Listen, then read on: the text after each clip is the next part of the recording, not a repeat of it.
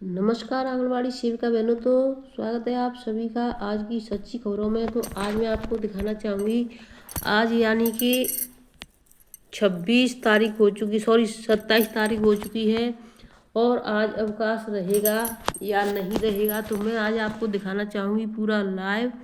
तो सभी बहनें लास्ट तक देखती रहें। तो आज 26 तारीख है, 26 अगस्त है, तो महिला विशेष अवकाश 2025 का है। ये जो महिला विशेष अवकाश है ये आंगनवाड़ी केंद्रों में भी मान्य होता है, क्योंकि यहाँ पर भी सभी महिलाएं होती हैं। तो देखिए, ये आपका निकल चुकी है अवकाश तालिका 17 जनवरी का, हरियाली 30, 27 जुलाई का निकल चुका है। अब देखिए यहाँ पर आज है 26 अगस्त, 26 अगस्त दिन मंगलवार, तो एक दिन का अवकाश है आपका हरतालिका तीज का। तो आज सभी आंगनवाड़ी केंद्र बंद रहेंगे। और इसके बाद देखिए हलपष्टी, ये 27 अक्टूबर की, 27 अक्टूबर, जीविता व्रत 24 सितंबर, यानी इन दोनों में से एक छुट्टी रहेगी। उसके बाद ये दो आ जाते अहोई अष्टमी 13 अक्टूबर और करवा चौथ 10 अक्टूबर।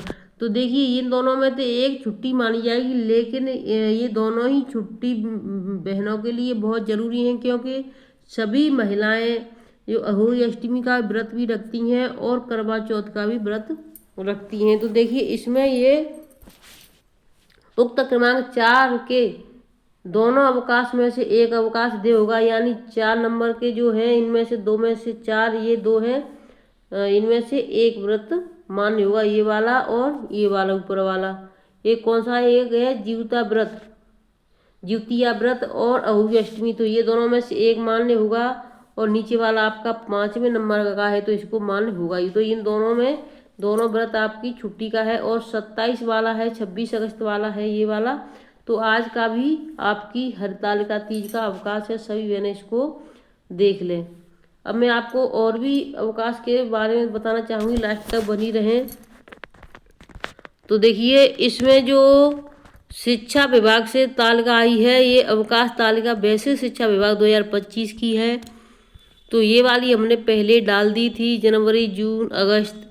तो अगस्त में देखिए 16 निकल गया इसमें, तो यानी 15, 16 की जन्माष्टमी की छुट्टी थी। अब है आपकी 5 सितंबर की बकराद की, उसके बाद 6 सितंबर की, 17 सितंबर की, 1 अक्टूबर की, 2 अक्टूबर की, 7 अक्टूबर की। उसके बाद आ जाता है 20 से 23 अक्टूबर की, यानी दीपावली की और गोवर्धन की छुट्टी रहेगी 3 दिन की, 20, 21, 22, 23, 4 दिन, सोमवार से बृहस्पतिवार की। तो देखिए ये छुट्टी रहेगी 4 दिन की। उसके बाद है फिर आपकी 28 अक्टूबर की, 31 अक्टूबर की और 5 नवंबर की, 24 नवंबर की। उसके बाद आ जाती है आपकी 25 दिसंबर की। तो ये आपकी अवकाश तालिका शिक्षा विभाग की तरफ से। अब मैं आपको आदेशों की तरफ ले चलती, मैंने वीडियो में लास्ट तक बनी रहे। ये 25 अगस्त यानी कल का आदेश है।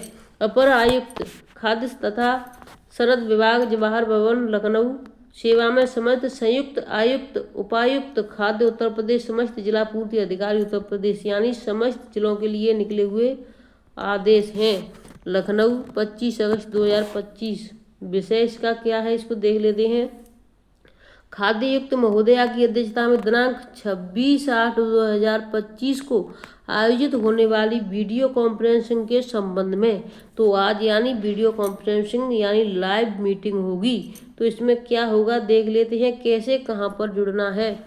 और बहनों एक और आज की आपकी मीटिंग है जो 12 बजे से है, तो सभी बहनें आज 12 बजे से उसमें मीटिंग में अपना ऑनलाइन जुड़ जाएं, जो कि आपकी शिक्षा विभाग की तरफ से थी, जिसमें सभी शिक्षा विभाग के अधिकारी और बाल विकास के अधिकारी जुड़ेंगे। कृपया अवगत कराना है कि दिनांक 26/8/2025 सायंकाल 5 बजे से खाद्ययुक्त महोदया की अध्यक्षता में आपूर्ति शाखा से संबंधित विभागीय कार्यों की समीक्षा बैठक आहूत की जाएगी। बैठक के एजेंडा बिंदु निम्नवत हैं। अन्नपूर्णा भवन के निर्माण के संबंध में 150 अन्नपूर्णा भवन के निर्माण हेतु भूमि का चिन्हांकन, यानी 150 अन्नपूर्णा भवन बनाए जाएंगे। उसके लिए निर्माण के लिए भूमि की चिन्हांकन करना है। खाद्ययुक्त कार्यालय को जिला अधिकारी द्वारा अनुमोदन कार्य योजना उपलब्ध कराना। KYC daily progress digital sign on data. FPS को मार्जिन मनी लाभान्वित भुगतान की स्थिति समस्या के निदान उचित दर दुकान का व्यवस्थापन निलंबित निरस्त FPS पर निर्णय तथा नियुक्त। 5वां बिंदु है अन्य बिंदु आयुक्त महोदया को निर्देशानुसार BC का लिंक सभी को समय अनुसार उपलब्ध करा दिया जाएगा। उक्त एजेंडा बिंदुओं की सुसंगत सूचना सहित उक्त बैठक में समय स्वयं प्रतिभाग करना सुनिश्चित करें। तो देखिए इसकी लिंक अभी आई नहीं है, लेकिन जो हमारी जो आंगनबाड़ियों की मीटिंग होनी है ऑनलाइन वो 12 बजे से होनी है, तो उसकी लिंक मैं इस चैनल के डिस्क्रिप्शन में डाल दूंगी, जिससे कि आप सभी भाई बहन वहाँ से जा कर के अपना जुड़ जाएं। अब मैं आपको और भी आदेश दिखाना चाहूँगी। देखिए मातृत्व अवकाश की अर्जी को 2 साल का अंतर न होने पर खारिज करना दुर्भाग्य हाईकोर्ट के आदेश। विवाहिता के आधार पर ही दिव्यांग पुत्र को पारिवारिक पेंशन से वंचित नहीं कर सकते।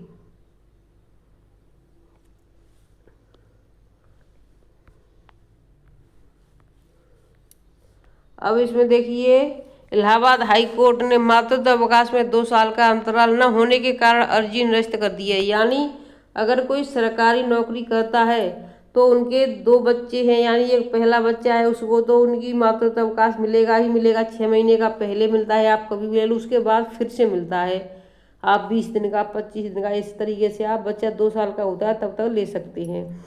इसी के बाद अगर दूसरे बच्चे को आपको यानी आपको दूसरा बच्चा आपका हो गया है तो उसके लिए आप अगर आपके बच्चों में 2 साल का अंतराल नहीं है तो आपको छुट्टी नहीं मिलेगी। आपको कम से कम 3 साल का अंतराल होना चाहिए। अगर 1 साल के अंदर 2 बच्चे हो जाते तो आपको मातृत्व अवकाश का नहीं मिलेगा, तो कम से कम 2 या 3 साल का अंतराल होना चाहिए। अर्जी निरस्त करने को दुर्भाग्यपूर्ण करार देते हुए कहा कि कोर्ट ने एक बच्चे को दूसरे बच्चे के जन्म के बीच 2 साल का अंतर होने पर मातृत्व अवकाश देने का नियम बाध्यकारी नहीं माना है। इसके बावजूद अधिकारी मनमानी करते हैं। 2 बच्चों में 2 साल का अंतर न होने के कारण के आधार पर मातृत्व अवकाश अर्जी निरस्त कर रहे हैं। कोर्ट ने डायरेक्ट हॉर्टिकल्चर एवं फूड प्रोसेसिंग उत्तर प्रदेश को स्पष्टीकरण के साथ 1 सितंबर को हाजिर होने का निर्देश दिया है और पूछा कि आदेशों की अवहेलना के लिए उनके खिलाफ क्यों न आरोपी निर्मित कर अवमानना कार्रवाई की जाए। यह आदेश न्यायमूर्ति अजित कुमार को एकल पीठ ने सुशीला पटेल की याचिका पर दिया है। याचिकी ओर से अधिवक्ता अनूप बंगवाल ने बहस की।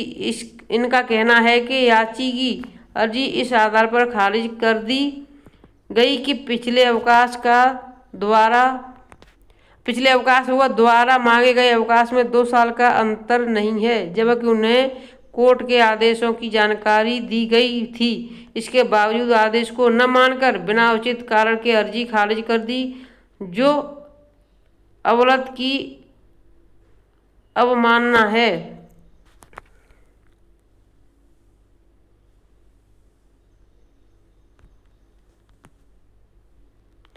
देखिए एक और इलाहाबाद हाईकोर्ट ने एक महत्वपूर्ण फैसले में कहा कि दिव्यांगत यानी कोई दिव्यांग है कर्मचारी का 100% दिव्यांग पुत्र केवल विवाहित होने के कारण ही पारिवारिक पेंशन से वंचित नहीं किया जा सकता।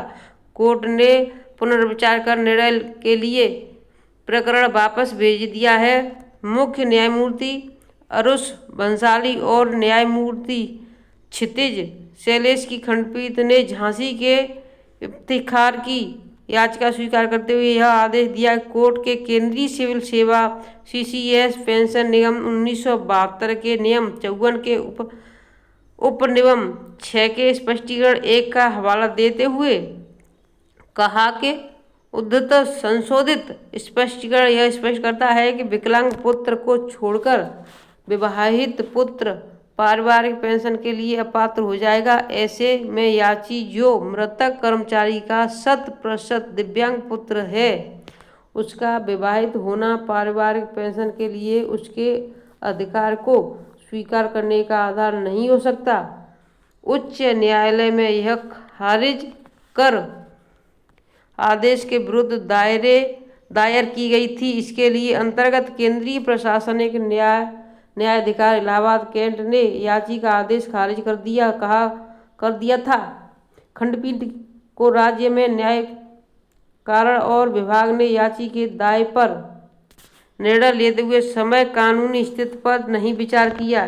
न्यायाधिकरण का निर्णय केवल 15 जनवरी 2010 के परिपत्र पर निर्धारित है और किसी अन्य आधार पर नहीं। याची के पिता वर्ष 2002 में सेवानिवृत्त हुए थे। वह पेंशन लाभ प्राप्त कर रहे थे। वर्ष 2015 में उनकी मृत्यु हो गई। याची 100% दिव्यांग नेत्रहीन है और उनके पास मुख्य चिकित्सा अधिकारी का प्रमाण पत्र भी है। उसने पारिवारिक पेंशन के लिए आवेदन किया। संबंधित विभाग ने पेंशन संबंधी उसका आवेदन 15 जनवरी 2010 के उस परिपत्र का हवाला देते हुए अस्वीकार कर दिया, जिसे कहा गया कि विवाहित पुत्र दिव्यांग होने पर भी पारिवारिक पेंशन प्राप्त करने का हकदार नहीं है। यदि देखिए, अगर किसी का पुत्र या पुत्री दिव्यांग है और उसकी शादी नहीं हुई है, तब तो वो पिता के उस पर पेंशन पर अधिकार है। अगर वो उसका विवाह हो गया है, विवाहित है, तब फिर वो अगर पेंशन लेना चाहे तो पेंशन उसको नहीं मिल सकती है। उसका कोई अधिकार नहीं है कि पिता के उस पर उसका 100% हक हो कि वो पेंशन पिता के उस पर ले सके। 5 वर्ष से कम उम्र के बच्चों का आधार घर पर ही बनेगा। तो ये देखिए, बहुत बड़ी खुशखबरी है बहनों के लिए कि अब आपको आपकी सर्वे में जो बच्चे हैं उनके लिए आपको भाग दौड़ नहीं करवानी होगी। अब ये आधार कार्ड बनाने वाले खुद आपके घर आएंगे। 0 से 5 वर्ष तक के बच्चों का आधार कार्ड बनवाना और आसान होगा।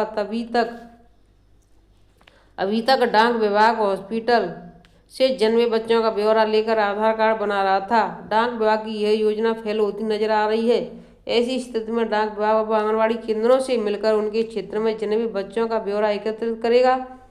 इसी के जरिए डाक विभाग डोर स्टेप यानी डोर टू डोर जिस तरीके से पोलियो पिलाई जाती है, उसी तरीके से डोर स्टेप इसका नाम रखा है। डोर स्टेप सेवा के तहत आधार कार्ड डाक सेवक घर जाकर बनाएंगे। लखनऊ मंडल के प्रवर अधीक्षक डाकघर सचिव सचिन कुमार चौबे ने बताया कि 5 वर्ष तक के बच्चों का आधार कार्ड बनाने के लिए डोर स्टेप सेवा शुरू की गई है। सीएमओ ऑफिस से आंगनबाड़ी कार्यकर्तियों का ब्यौरा लेकर टीम बनाएंगे। कार्यकर्तियों से उनके क्षेत्र में जन्मे बच्चों का पता लेकर डाक सेवा मोबाइल के जरिए बच्चे की फोटो खींचकर परिवार का ब्यौरा दर्ज करेंगी। 5 वर्ष तक के बच्चों के आधार कार्ड की जरूरत को देखते हुए व्यवस्था और बेहतर बनाने की दिशा में प्रयास किया जाएगा। तो देखिए, बहुत ही जरूरी सूचना है बहनों, बहुत अच्छी सूचना है। अब मैं आपको एक और जानकारी बधाई, कम संसाधन से भी स्कूल को स्मार्ट बनाया जा सकता है।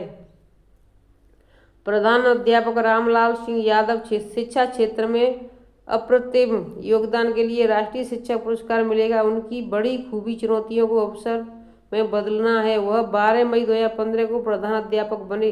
विद्यालय में अब उनकी नियुक्ति हुई तो वहाँ भौतिक संसाधन समेत कई दिक्कतें थी। अपने प्रयास से जिले का पहला स्मार्ट स्कूल बनाया। उन्होंने बच्चों को नवोदय, प्रधानमंत्री यशस्वी स्कॉलरशिप समेत कई प्रतियोगिताओं के लिए तैयार किया। 150 से अधिक छात्रों ने सफलता हासिल की। 7 जुलाई 2011 को चितईपुर विद्यालय में अध्यापक बने। उन्होंने विद्यालय में 15 नवंबर 2014 को स्मार्ट क्लास की स्थापना की। उनके स्कूल को 2015 में उत्कृष्ट विद्यालय पुरस्कार मिला। प्रधान अध्यापक बनने के बाद उन्होंने बच्चों को सामान्य ज्ञान सप्ताह, फल फूलों के नाम व अंग्रेजी भाषा के संवाद के लिए तैयार किया। 2022 में इसे SCEIT के उत्कृष्ट विद्यालय पुरस्कार दिया गया। SCEIT की प्रतियोगिता में उन्हें 17 पुरस्कार मिले।